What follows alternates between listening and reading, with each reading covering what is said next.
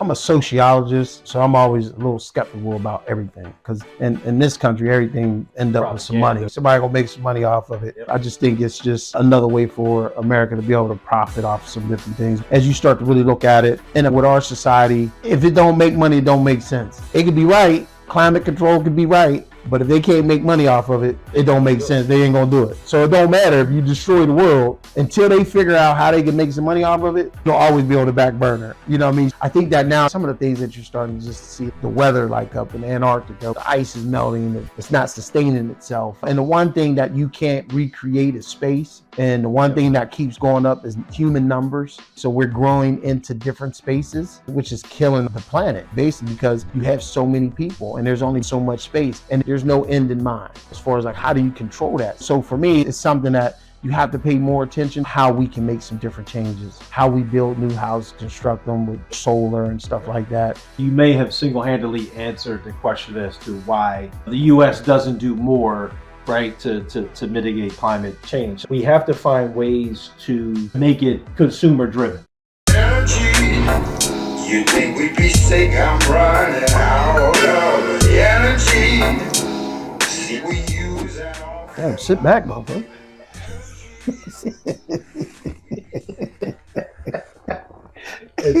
And so it begins. What up, world? It's Legrand. Welcome to this episode of Keep That Same Green Energy podcast.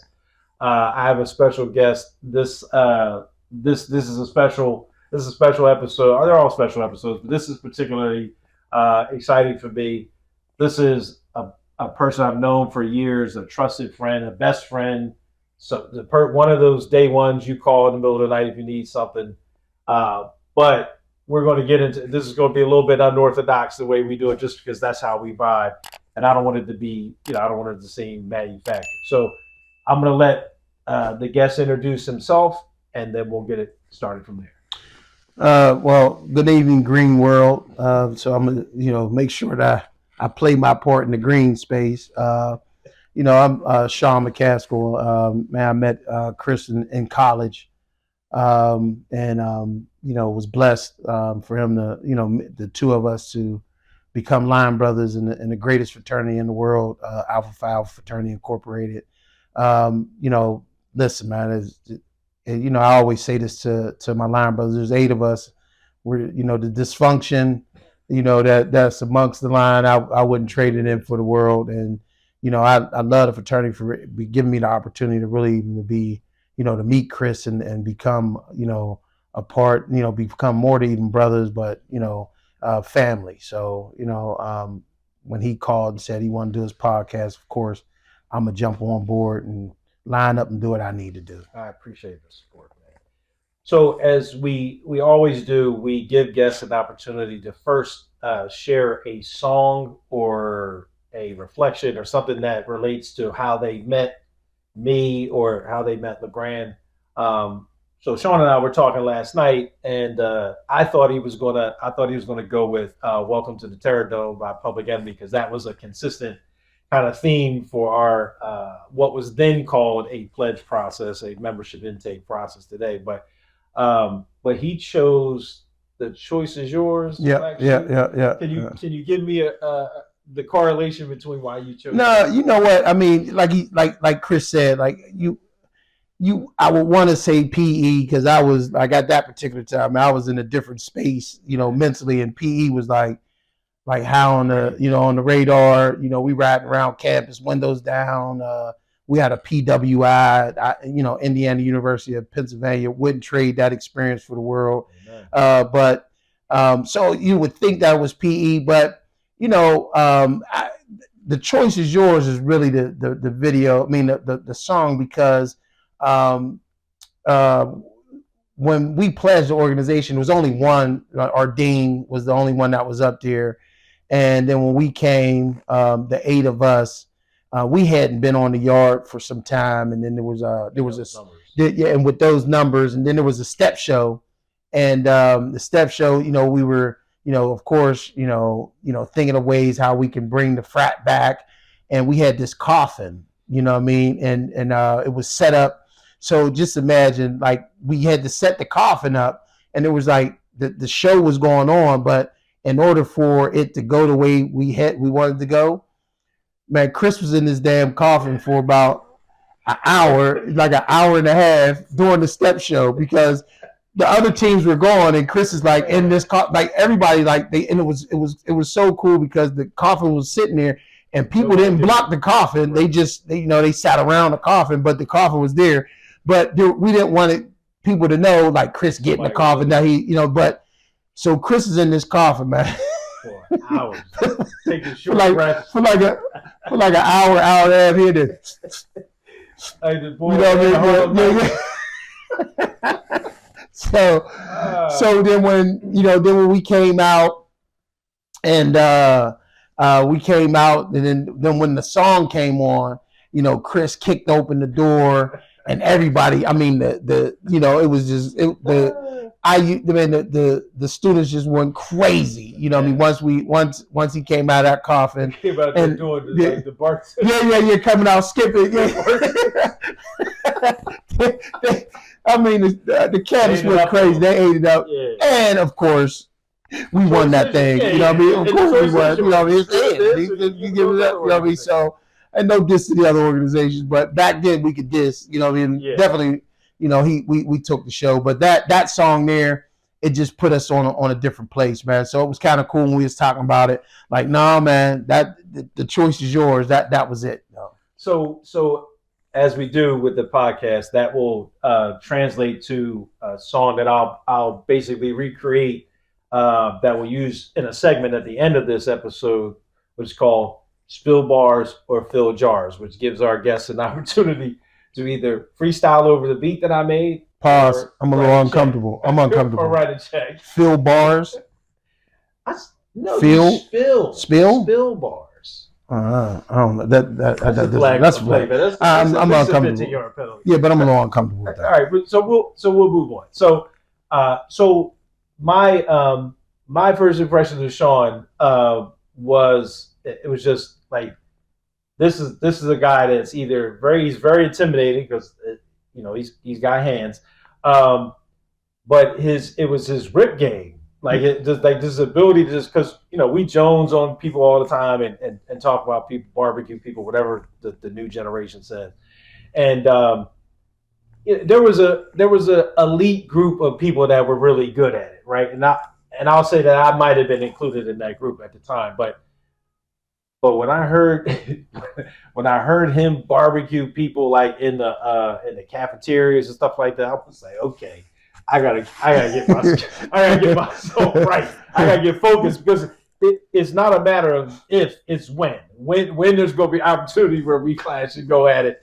I gotta be prepared. But so that was kind of like my first introduction, Sean, and then obviously we were fraternity brothers, teammates on the track team. Got to know each other, better. But even to this day, I think one of the things, and I know I've shared this with you, Sean, but one of the things that's been the most meaningful and impactful to me is just being there when my dad passed. Mm-hmm. Just not just, physically being there with me as my dad passed, but also just the heavy lift that you took off of me and my family to make sure that, he was represented well in the service and just the proclamation and all the stuff that you did behind the scenes. So from my family and I definitely thank you immensely for that. I appreciate come on, man. That was huge. That's nothing. That's what we do. A lot of times we look at, this thing called brotherhood and, we look at it, a lot of people look at it as a convenience. Anybody can be your brother out of convenience, sure. But true brotherhood, the essence of it, the true spirit of it is out of inconvenience. So I pride myself on, look, I can be there on the good days and I'll be there for the good days, but I want to stand up and be there on those days where, where you need somebody, where you weak and you can't move forward for somebody to be, I got to be there for you to help you get through it. So for me, it was just, a blessing and an honor just to be able to even do that. So, and you would have done it, and he would have done it even if Dad wasn't frat. So, no doubt. No doubt. That's no doubt. That just put that's no doubt. Mom definitely appreciated that as well. So getting into the intent of the podcast. So we ask our guests, what is your impression of, like, what is your understanding of climate change? Let's start with change. Well, I mean, I'm a sociologist, so I'm always a little skeptical about everything because in this country, everything going to end up with some money. It's going to be some money. Somebody going to make some money off of it. Yep. So for me, it's kind of cool because I got into it because you was into it. You know what I mean? So when I figured out that this is what you was doing, so now I was like, well, let me be open. Let me be a little bit open to it, and not just go in with my critical thinking, like, they just try to make a couple dollars off you. You know what I mean? Like, the whole, electric cars and all that other stuff. I just think it's just, another way for America to be able to profit off some different things. But as you start to really look at it, with our society, if it don't make money, it don't make sense. It could be it could be right. Climate control could be right, but if they can't make money off of it, it don't make sense. They ain't gonna do it. So it don't matter if you destroy the world until they figure out how they can make some money off of it. It'll always be on the back burner. You know what I mean? So I think that now they're starting to see like some of the things that you're starting to just see, like the weather, like up in Antarctica, where the ice is melting. It's not sustaining itself, and and the one thing that you can't recreate is space, and the one thing that keeps going up is human numbers. Our numbers are going up. There's no more space, so we're growing into different spaces, which is killing our the planet. You know what I mean? Basically, because you have so many people, and there's only but so much space, and there's no end in mind. You know what I mean? Like, as far as like, how do you control that? So so for me, it's something that you have to pay more attention to. You know what I mean? And thank you for introducing me to it. To even so I can even pay more attention to it. You know what I mean? Understanding how we can make some different changes. How we build new houses, construct them with more solar and stuff like that. I tried to do some stuff at my personal home, but my roof wasn't wide enough. But then they was trying to, hey, we sit it in your yard. No, I ain't sitting out in my yard. I ain't there yet. So I'm not there yet. Just killing my whole damn yard. You know what I mean? So, but definitely, I think it's we're going in the right space. So I mean, and I appreciate that, because that is a perspective I think is popular out there, and you may have single-handedly answered the question as to why the U.S. doesn't do more, right, to mitigate climate change. So you guys have heard me say this before. I define climate action as the response to climate change. Like, climate change is going to happen whether we call it a hoax or we believe it or not. You had 240 tornadoes in one state last week. I mean, it's just hail come down in the next 5 minutes. So like, we got to understand it's real. But I think you bring up a great point, is that we have to find ways to make it consumer driven. A few years ago, I worked in the power industry, right? Mm-hmm. So I was essentially the enemy, right? So, and one of the things I used to ask them, I said, look, can we solve this? Can we solve this this power consumption issue by empowering customers to provide their own power for themselves? That's where solar came up, and wind farms. Are obviously, not too many people have space for 250-foot tall wind turbines, but through hydro and geothermal and different ways that they can provide their own power, and so that they don't have to feed the grid. I think that that's one way to do it. But again, who make money off that? Exactly. That's what I'm saying. It has to be. Now, they tried it a little bit with, like, so if you got solar on your home and you had enough power that you're generating, you could sell it back to big power and they would pay you for it. That would be an incentive for you. But again, you're not, like, to your point, you're not going to put a big solar array on your lawn. Like, that's right. Might put on your house. So I think that single-handedly, you might be onto something, is that the reason why we don't see great efforts. Now, people will argue that the bill that Congress introduced recently was a couple $1 billion towards green energy and incentives and stuff like that, is starting to show that money can be made. But the long and short of it, what I hope from this podcast and from guests like you giving your perspective is that, like you mentioned, you're open to ideas. I think my hope is just if people would decide to do one thing, like just do one new thing a year. It could be recycle. It could be take shorter baths. It could be, don't buy red meat. I can do that. Oh, you can do that? Not buy red meat? Yeah. I mean, or don't, obviously don't consume it. Oh man, I've been doing that. Okay. I got so shoot. What you talking about? Sean's already taking the yeah, man. I got the red meat. I mean, I got 20. Hold up, 1995. I've been off the red meat. 1995. But your reason wasn't for it. Don't matter. Yes, it was. I was before my time. Yeah, it was climate. You saw where it was going. I seen it. Okay. I seen that. Run all that in. Run that in. Okay. Run that in. So we'll chalk it up. I can do the red meat. You recycle. We recycle at the in the McCaskill clan. We recycle. I don't know if I can do the electric car. You know what I mean? Because I like to get to where I'm trying to get, and it's too much stopping. So when they get the battery, I can get you can go 400. I can go for you know what I'm saying. Then maybe I might cross over. But until then, so they're gonna get this. And I'll be flying too. You bring up an interesting point. So we had this discussion about can you tell the viewers how long it took me to get to get to you yesterday? Too damn long. You know what I mean? So I love the fact that you into it, I'm into it. You know what I mean? So you drove from Atlanta to here. It took you about like 14 hours. You know what I mean? Just to get here with some stops because you got to recharge and all that other stuff. I got to get where I got to get. You know what I mean? So if the electric car got a little kick to it. I see it. I feel it. I mean, but come on, man. Like we could have did the bird, man. I could have picked you up at BWI, but I tried to offer that, but I got to stay 2 hours. It would have been good, right? But I'm gonna rock with you. That's what you want to do. I'm not doing the drive with you though. I get it. So that was a dummy mission. But you not eating red meat, right? So you already didn't check the box. I mean, so now you can fly everywhere because you're not eating meat. That's what you're saying? Basically. It's gonna work. So to clarify, folks, well, you shouldn't put the red meat down. I mean, I'm off that. You plans to. Okay. I can fit another one. Give me some other. What's some other? We'll come up with some other. So I can challenge myself. Take a 5-minute shower. Can you do that?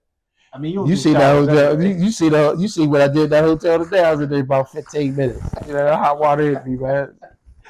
I ain't ready for that one yet. Give me another one. Okay, Give me another one. I have a book with me. We'll go through it. Okay, we can go through the book. For all the viewers out there, I'm gonna pledge something that He's committed. I'm committed. I'm committed. We talk about that. Yeah, you gotta commit. Gotta commit. Put that foot up on that thing. If you don't commit, it can be catastrophic. 5 years in the ocean. But why are we talking about that? And we talking about this thing called brotherhood. I mean, you could tell your viewers what you did to me when we was on vacation. I mean, I can tell the people. Can I tell the people? Yeah, go ahead. I mean, the people can understand. I mean, you will cut it out. So we're on this camera right here. So let me look into the camera. Yeah. Tell them what. So let me set the scene up. We're on vacation. I love doing the jet skis. So he gets on the jet skis. I'm on the jet skis. So I always ask the guy, give me the fastest one. You know what I mean? Because sometimes they do some modifications on it to slow it down. Right.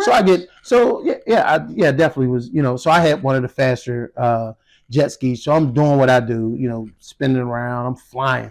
So when people ride past, it creates these different waves. You know what I mean? So I'm doing at least like 60, 65. So I hit this wave. You driving reckless. You hit a wave and you're in the ocean. Yeah. So I hit the wave. When I come down, boom, then somebody had came past and it was another wave. So it was like real quick and it just, I hit the other wave and I fell. I was in the ocean. You know what I mean? Yeah. So as I come up, I see Chris. You know what I mean? So I'm like, I'm in the ocean. My jet ski is way over there. I'm in the ocean. So what he does is he just looks at me, sees me in the ocean, sharks, everything. This is not the true story, but go ahead. He goes the opposite way where I'm at. So another gentleman who was with us on vacation, he's not my fraternity brother. He don't have the length of history that we had together. Oh, wow. You know what I mean? And he came over and picked me up and put me up, got me out the ocean so I can get my drink. His ass almost ended in the ocean too. But he did. Yeah, he did. But he came back and got me though. While you drove off and just left me in the ocean, shark infested ocean, he just left me in there. See, this is what now ain't no sense of both of us driving. This is what I'm talking about. You know what I mean? Now, had it been him in the ocean, it wouldn't have happened like that. Yeah, I'm just saying. All I'm saying, I would have been all in to get him out. You know what I mean? I'd have laughed a little bit. In that same period of time, we were asked to go out snorkeling, and I said, I'm gonna wear my vest because I'm not trying to be no superhero. I don't care if I can swim or not. I'm not trying to be Aquaman in the ocean. I'm gonna wear my vest. Somebody said, I don't need no vest. I'm good. Okay. So you telling me you can swim like Aquaman? Fuck, you need me for what you need me for? Oh, okay. You in the ocean, you ain't got no, you got a vessel on, you good. Okay.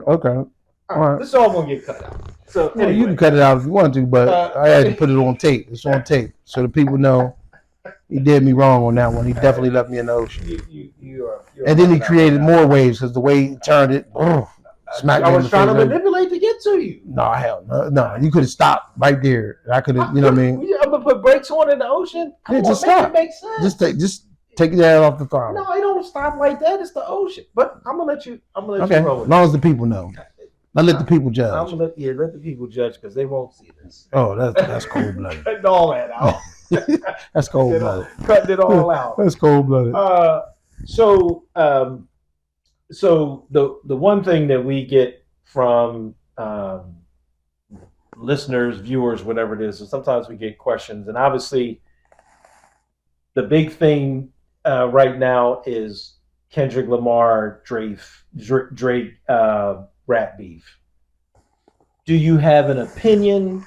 Have you chosen a side? Have you heard all of the responses?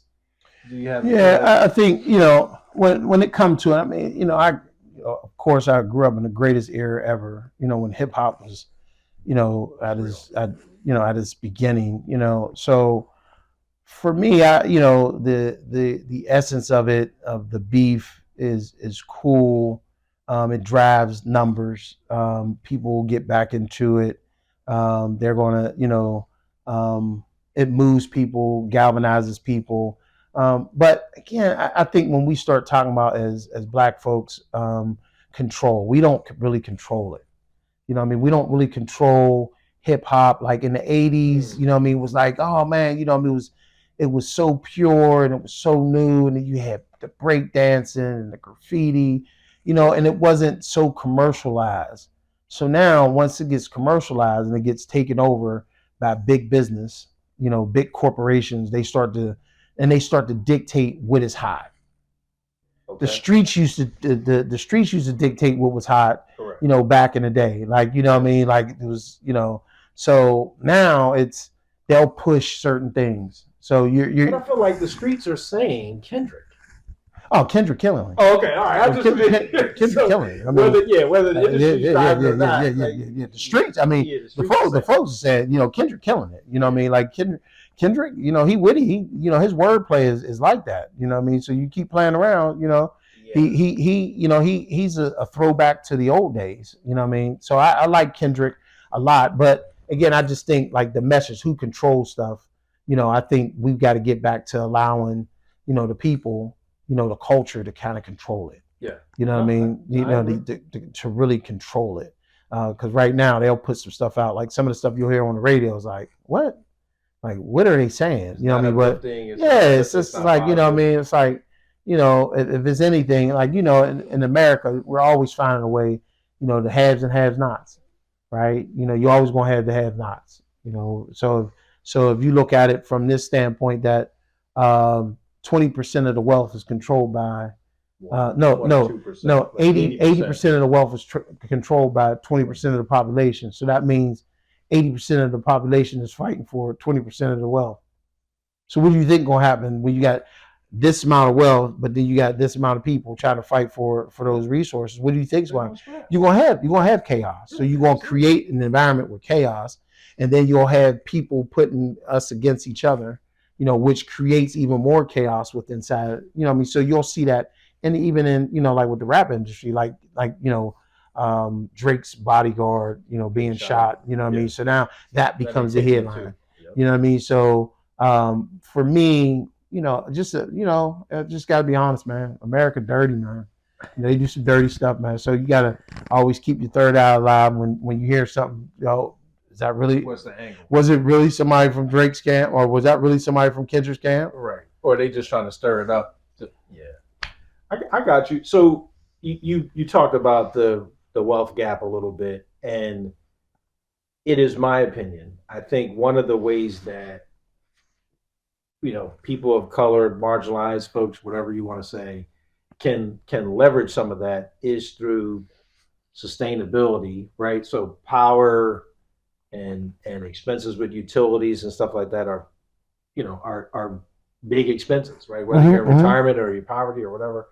And so, that's why I hope more people learn about, solar, wind, hydro as alternative, renewable energies and different things, and try to create sustainable ways for them to own the energy, right? That they deal with, because then you're not as reliant on the grid and different things that are manipulating the pricing and stuff for power, and it gives you an opportunity to maybe empower others, so you can have a community of sustainable energy being leveraging the playing field for us. I just don't think that, and that's part of the podcast, is to really educate people that there are resources out there, or different ways that you can manage to get access to that stuff, and try to leverage the playing field. I think one of the biggest things for me is, as I consider retirement, in the future, is I'd like to be somewhere, wherever I am, I'd like it to be completely sustainable, not necessarily off the grid, but if solar and hydro or wind is managing all the power that at that residence, I don't have to worry about, like, that's sustainable. Like, I don't have to worry about that's sustainable bills and stuff. Yeah, but that's sustainable. But somebody ain't making no money off of it. So until we really, and that's that's just the money you're making is the money you're saving. Yeah, but in America, somebody got to be making some money off of it. Somebody got to be making some money. Well, and there, so I mean, if you figure, I mean, if you look at it this way, like if you just take what, like, these electric companies, they're making billions. Oh, easily. You know what I mean? Like these gas companies, they're making billions. So now you're telling gas companies, you're telling electric companies, hey, I need you to fall back. You know what I mean? We're not gonna, you can't make this money no more. Yeah, but let them tell it. They are struggling to keep up with the demand based on what the population you talked about, right? How the population increased and they can't provide enough power. That's why you see rolling blackouts in California and Puerto Rico and different places, is because the power grid, and I'll say that the power grid is old and dilapidated, but the reality is that they are struggling to keep pace with the demand of consumers using it. And it's because it only takes this much energy to flick the switch on. It doesn't, right? And you don't never think about cutting it off. But to the people managing all that power, it is a constant. It's almost like air traffic control. Like, it's a constant balancing of, here we're going to use nuclear, here we're going to use wind, here we're going to be able to meet the demand. Yeah, now, you could tell people, I mean, that's what rolling blackouts are basically saying, is you can't use it for these 2 hours because you just cut the switch on and forget about it, and it's taking power from somebody else. It's probably easier, and again, I don't know, but I suspect that it'd be easier for Chris to say, hey, if I can manage my own power and not have to worry about when the power gets cut off and stuff like that, because I'm running it, through solar at my house, then maybe somebody else can use it. Like, somebody else can use it. Yeah, but I think that's going to come in. I think that's going to come in time. And I think what's bad about it is that we're going to have to, the plan is going to be, it's like the old song, self-destruction, and until it starts to destruct, that's when the change will happen. Because when you're tying in, like, some people making a lot of money off of, these this thing. So there are solutions that's right there that we can do that can really save our planet, but we just haven't found out a way for some folks to make money. And that's the real conversation. Sure. You know what I mean? We can educate all we want. We can build new buildings and make them solar and all that stuff. But when you do that, you have individuals that's making millions and billions of dollars off of it. That's going to be like, oh, no. And that's why you have all these, these lobbyists and stuff. And you add the politics into it to where, just think about it. I mean, like now, in order to win a campaign, you running for Congress or Senate, there's millions of dollars that you have to raise. So what does that mean? You're going to get those millions of dollars from donors. So if I'm a donor and I give you $2-3 million for your campaign, what do you think I'm asking for? I need those favors. So if you're into win, or if I'm in to win, and I'm gonna call that favor, and I need that vote to go this certain way. You know what I mean? So big pharma, they're going to do those things. That's the game, and I think that's the frustrating part for minorities and black folk is that we don't want to play the game. You got to play the game. In order to beat the game, you got to play the game. Because if you don't play the game, I guarantee you're going to lose the game. Yeah, you definitely going to lose. So we talked about this. So when I go to my kind of the impetus for this podcast was when I'm in my green circles or whatever, whether it's EV charging stations or rallies and stuff like that, there are people that look like me. By and large, and people say, well, you're in Atlanta, that's like Wakanda. No, but I'm saying like anywhere I go, I just drove 14 hours. So I went to at least 6 or 7 charging stations in the course of that. And everybody I meet, the bulk of those folks look like me. And so so in my mind, and this, when you think about the power that we hold as consumers, right? This to me is just another avenue where we can leverage. Hey, we're providing trillions for products and services and stuff like that, but we want to hold those dollars and put. So you can talk about lobbyists. I get how lobbyists work, but we can counter that and just say, hey, our trillions of dollars that we supply to the world economy, like we can demand that we solve this climate change situation overnight. Overnight. Yeah. I mean, but when you really look at it, when the black dollar stays in the black community for less than 30 minutes. So, if you really want to win in a capitalist society like we live in, that one, you have to understand the game, and you have to understand that everything starts and begins with economics. Economics is everything. Then politics, then education, and then entrepreneurship. Those are 4 phases that if you really want to be successful, if you can dominate in those 4 phases, you're going to be fine. But so we look at what you're saying, right?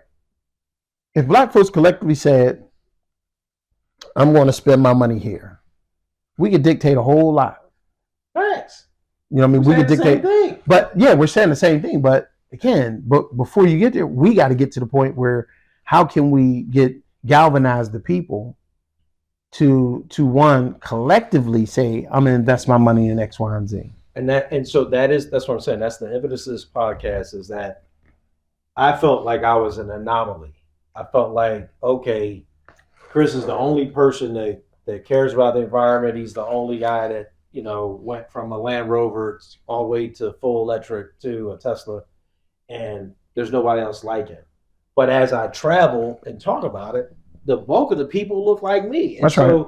And so what I'm hoping is that as, so each one teach one, as more people realize that, well, Chris, they're on the other side of the camera saying, well, Chris, I'm just like you. I didn't know that there's people like us fighting for the same thing. Let's get together. So that galvanization that you're talking about, I'm hoping starts with the education that, oh yeah, it is really us. It is really people that look like us that are spending the dollars on this stuff.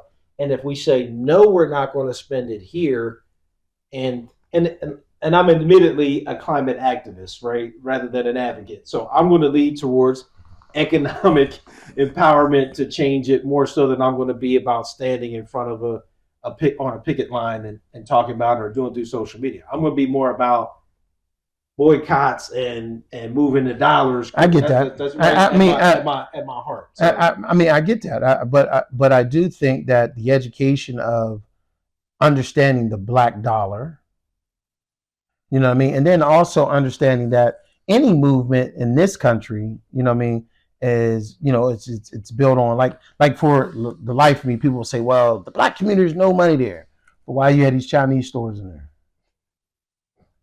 So if there was no money in the black community, they wouldn't be in the community. They wouldn't be in the community because they're all about making their money. You know what I mean? So you go to a Chinese restaurant, you know, who's serving you? Chinese person. For the most part. For the most part. I mean, you know what I mean? You ain't gonna see some young black sister come from back, hey, how can I help you? And if you do see that, you're probably gonna run out. So again, it's one of those things, like, you know, we gotta do better at understanding and holding on and investing our dollars. Maybe I might have to travel a little bit further, but I'm gonna do it because I'm gonna do it. Now we do it on certain occasions. Like look at the barbershop. You know what I mean? We're goes right back. You know, it goes right back into our communities. So we have a blueprint where it works. You know what I mean? But now it's just getting people, galvanizing people to get together to kind of say, hey, I think this really works. And then you start getting momentum. Mm-hmm. And then you'll get some conservative, then you got to get some white folks, oh, love this effort. Yep. Then you'll start to see the change. It's going to take everybody. It's going to take everybody. And as always, I appreciate your comments. Folks, just to clear the air about the 14-hour drive from Atlanta, that is driven by the fact that this whole podcast is designed to have zero carbon footprint. So whether it's using natural light or, you know, providing the energy from a previously stored solar power generator, it is to try to do my part to, you know, minimize my carbon footprint. With that said, this is the section of the podcast where, as I said, we would talk about spill bars or fill jars. I know I made the music last night. We're not in a position to play it right now, but is your preference to spill bars or hey, come on, man! I stay in my lane, man. Write the check? That's what we're gonna have to do. I ain't spilling damn bars. You know what I mean? I think that's a sham. I think that's you got real corporate America real quick. We don't write the check. It's all about the money. You know what I'm saying? At the end of the day, you know what I mean. You just when you go to the church, everybody don't do bars. When you go to the church and the preacher be damn sure ain't no bar. You know, no church. Run them tides. Nah, you come with that same energy. Man, listen, all this stuff is a scam. You know what I mean? This whole podcast is a scam. I'm telling you, right? Just trying to get some money off somebody. You know. Hey, we can't do this work, Sean, without money for these now. You gonna come spill bars or write a check? What?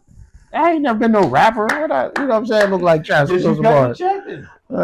Ain't this about done? Hey, folks.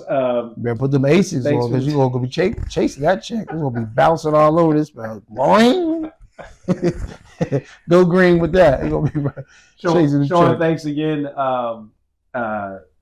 This episode of Keep That Same Green Energy is coming to a close. We'll have the other segment where at least once I collect his money, I will at least spill some bars over the track that I made for him for this podcast.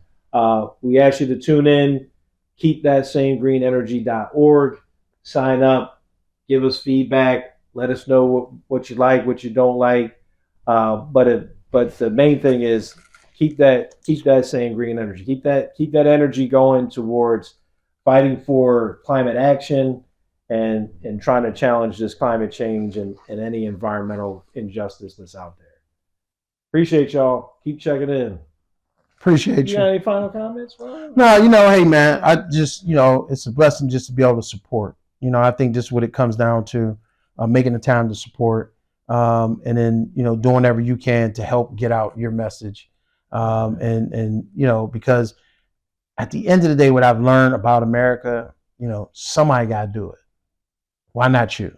You know what I mean? Because a lot of times we look at the haul of making change and we get frightened by the work that you got to put in. But again, when you're passionate about what you're doing, like you're passionate, so it's not 14 hours really. You know, you're passionate about doing what you do, so you lock in. So it could have took you 20 hours. It doesn't matter. You know, you'll do what you have to do when you locked in and you believe in something. I think the biggest job for us as we grow is to really figure out why were we put on this earth. And here's the thing, and we talked about this before. It don't have to make sense to me. Right. It just needs to make sense to you. Yeah. And if you put the energy in it, you have the passion, you know, success is going to come. It's going to find you. Yeah. So what you're putting out to the universe, you're going to get back. So as long as you keep putting out the energy that you're putting out, it's going to come back to you tenfold. Yeah. You know what I mean? So the opportunities that you need, it'll come to you. You know what I mean? Yeah, and it's evident in like just having conversations. Like I chose a select group of people for the first series just because they're people that know me pretty well, and they'll be candid. Right? Mm-hmm. But even in those discussions, I'm finding out stuff about those people that they're like, yo, I'm glad you did this. I had no idea. Like I had no idea that they, and just finally, I would say, like, I definitely thank you for the support. I just can't believe you wore them suspenders on there to support, like, and that tie looked like it's really stretching across that neck. Wow. That was a flag. Shots fired. Shots fired. Hate this about that. I mean, that's what we do. No, you don't be docile. Oh my God! You got two big marbles for eyes, man. That look like the 8 ball. Look like straight church usher shoes. And you 50, and you in your 50s and still got acne, man. Come on, man. What? You need to go. You need to sponsor. You need to be sponsored by alcohol. Big bumps. You need to be sponsored by Crest. Bad breath. Yeah, my man. Appreciate you, King. Man. Yeah, cheers. So I know many of you won't get it, but to be a member of Alpha Phi Alpha Fraternity Incorporated and to be in the House of Alpha with my Sands, working on my podcast, is a little overwhelming. So, if you see me just a little excited, it's a good moment. So I wanted to just capture a little bit of my joy on camera. Thanks.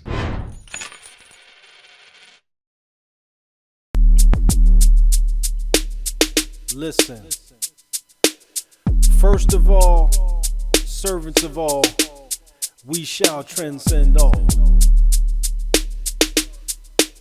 The choice is still yours. Let's go.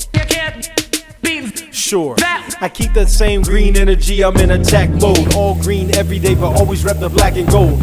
I'm like a heavyweight, so I pack a load. Get with me and I will show you how to crack the code. I got tough skin that you can't reach. Plus I'm on another level that you can't reach. God-given talent, this is shit you can't teach. Relax, king, let me cook, let the man preach.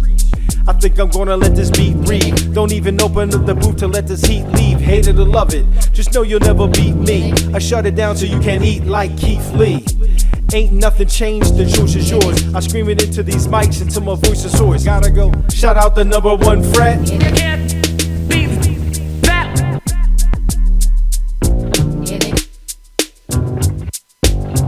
Say the alphabet. What I want to say the alphabet for, man? Energy, see we use an awful lot. Energy, you think we'd be sick? I'm running.